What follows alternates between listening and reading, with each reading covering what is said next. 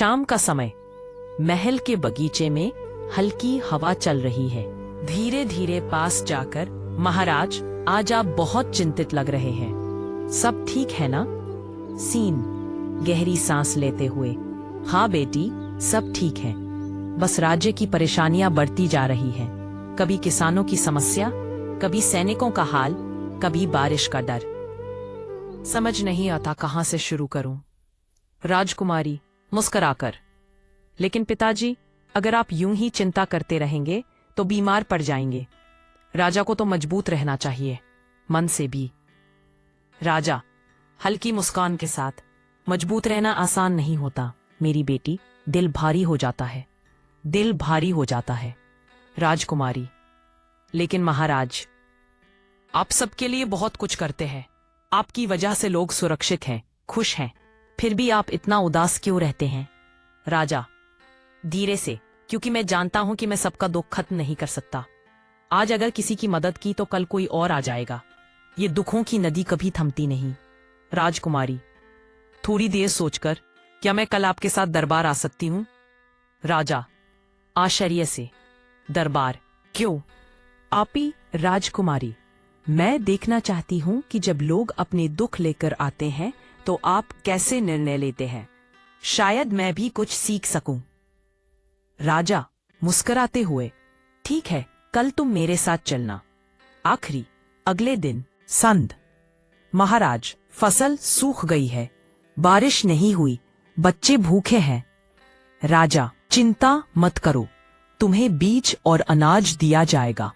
कल ही तुम्हारे गांव में मदद पहुंचेगी। राजकुमारी धीरे से पिता से, पिताजी, आपने कितनी जल्दी मदद की, लेकिन आपका चेहरा अब भी उदास है। राजा धीरे से, क्योंकि मैं जानता हूं ऐसी और भी 100 गांव है जिनकी फसल सूख गई है। राजकुमारी धीरे मुस्कुराते हुए, लेकिन आपने इस किसान को उम्मीद दी है, यही सबसे बड़ा तोहफा है। आरती। थोड़ी देर बाद एक औरत दरबार में आई।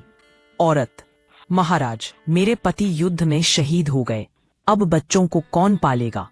राजा नर्म स्वर में, राजकोष से हर महीने तुम्हें सहायता मिलेगी। तुम्हारे बच्चों की पढ़ाई का खर्च भी राज्य उठाएगा। तुम्हारे बच्चों की पढ़ाई का खर्च भी राज्य उठाएगा। लेकिन उम्मीद बांट सकता हूं, लेकिन उम्मीद बांट सकता हूं, बिल्कुल, और यही सच्चा राजधर्म है। लोगों को यह महसूस कराना कि उनका राजा उनके साथ है।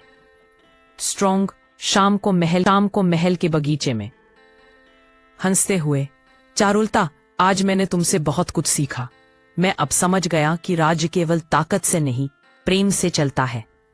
राजकुमारी मुस्कुराकर, और मुस्कान से भी, महाराज, जब राजा मुस्कुराता है तो पूरा राज्य खिल उठता है। तो अब से मैं रोज मुस्कुराऊंगा, लेकिन अगर कभी भूल गया तो मुझे याद दिला देना। परंतु राजकुमारी शरारत से, पक्का, अगर आप मुस्कुराना भूल गए तो मैं रोज आपकी नाक पकड़कर हंसाऊंगी। अब से।